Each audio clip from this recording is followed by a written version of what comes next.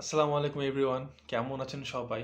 আজকে আমরা যারা ব্রাজিলিয়ান ফ্যানরা সকালে ব্রাজিল ভার্সেস উরুগুয়ের ম্যাচটি দেখলাম।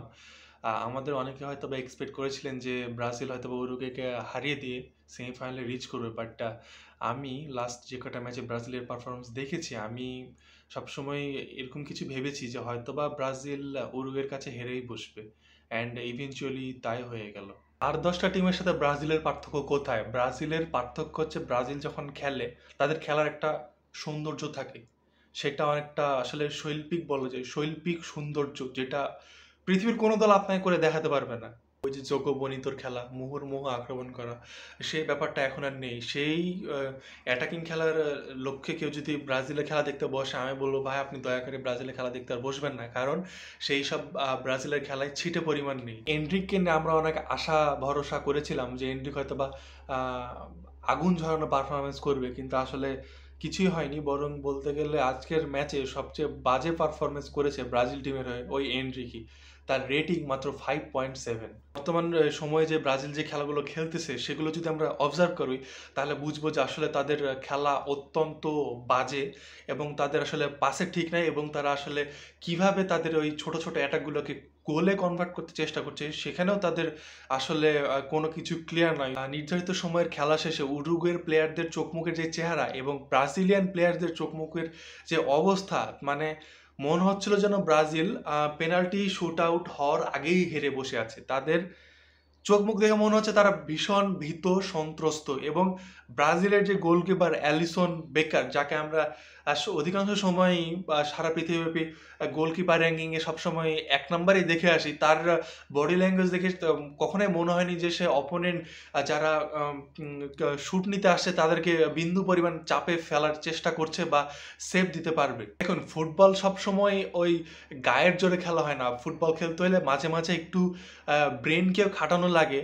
হ্যাঁ, কি যেমন আমরা যদি আর্জেন্টাইন গোলকিপারকে যদি দেখি, এমি মার্টিনেজ, সে মাঝে মাঝে এমন এমন কিছু কার্যকর্ম করে যে আসলে অপোনেন্ট যারা পেনাল্টি শুট নিতে আসবে তারা আসলে খেয়ে হারিয়ে ফেলে। সো ব্রাজিলের প্লেয়ার অ্যালিসন কিন্তু সেই জিনিসটা সবসময় করে উঠতে পারে না।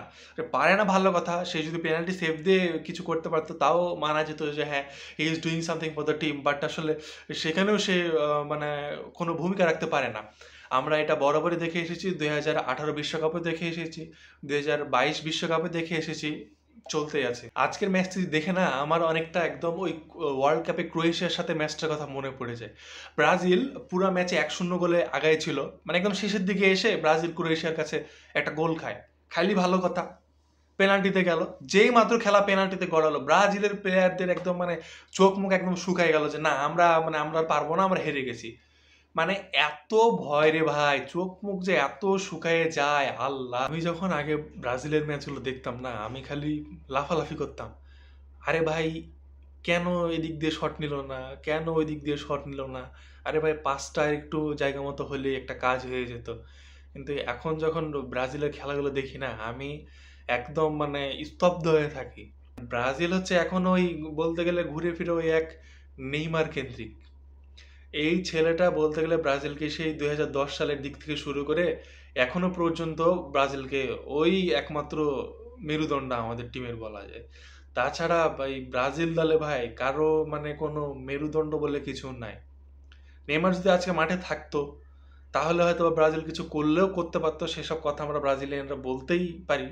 কিন্তু আসলে এসব বলে লাভ নাই যে কে নাই কে আছে। এত বড় স্টেজে যখন খেলা হবে তখন এসব বললে আসলে চলে না। তখন অপোনেন্টের সাপোর্টারদের কাছে এসব মানে আসলে হাস্যকরই শোনায়। দরিবল জুনিয়র, উনার আসলে কোচিং অ্যাবিলিটি নিয়ে আসলে প্রশ্ন উঠবে।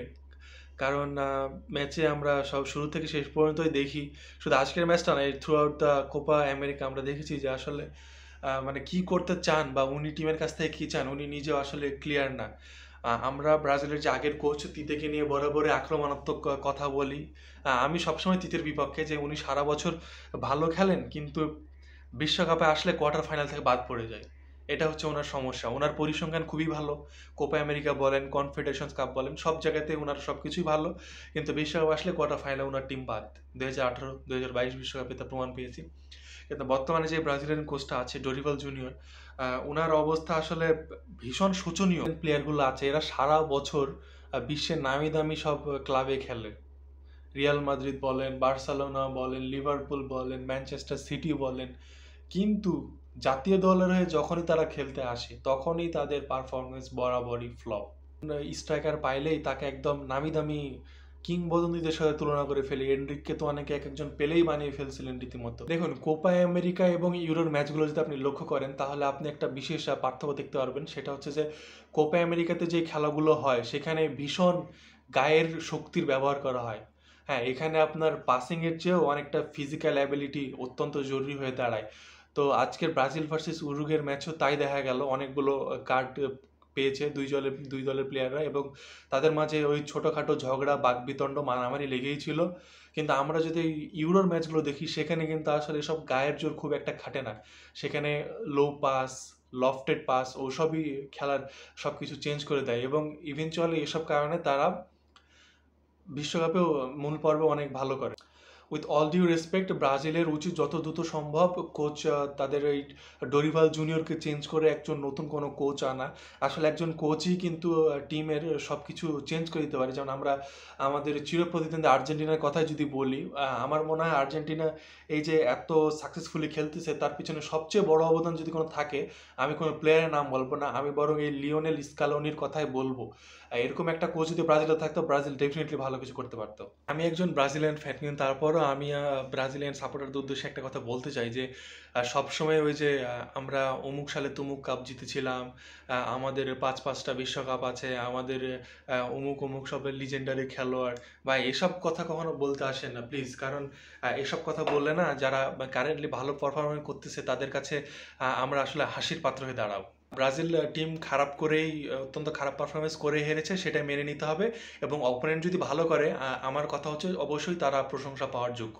আমরা অত্যন্ত বাজে খেলেছি এবং হেরে গেছি, আমরা এটা যত দ্রুতই মেনে নিই ততই আমরা আসলে শান্তিতে থাকতে পারবো এবং সামনের ফুটবল ম্যাচগুলো উপভোগ করতে পারবো। আসলে দোষ দিলে তো অনেক কিছুই দেওয়া যায়, তবে আমার মনে হয় সব কিছু ভুলে ব্রাজিল টিমের উচিত একদম শুরু থেকে শুরু করা, একদম ওই যে কোচিং থেকে শুরু করে প্লেয়ার্স পর্যন্ত সব কিছু অত্যন্ত ভালোভাবে নিরীক্ষণ করা।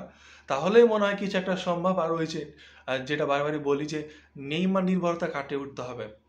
নেইমারের বয়স হচ্ছে, তার ফিজিক্যালিটি আগের মতো নেই। সে এখন সৌদি লিগে খেলে, যদিও সৌদি লিগে খেলে, তারপরেও আমি বলবো তাকে মাঠে নামালে বর্তমানে ব্রাজিলের যে 11 জন খেলো তাদের থেকে সবচেয়ে ভালো খেলা সেই উপহার দিত। কিন্তু ওই যে সে তো আর বেশি দিন নেই। সো ব্রাজিলের অফকোর্স উচিত নেইমারের একটা ভালো মতো বিকল্প খুঁজে ওঠা, যে কিনা নেইমারের 100 ভাগের 10 ভাগও দিতে পারে।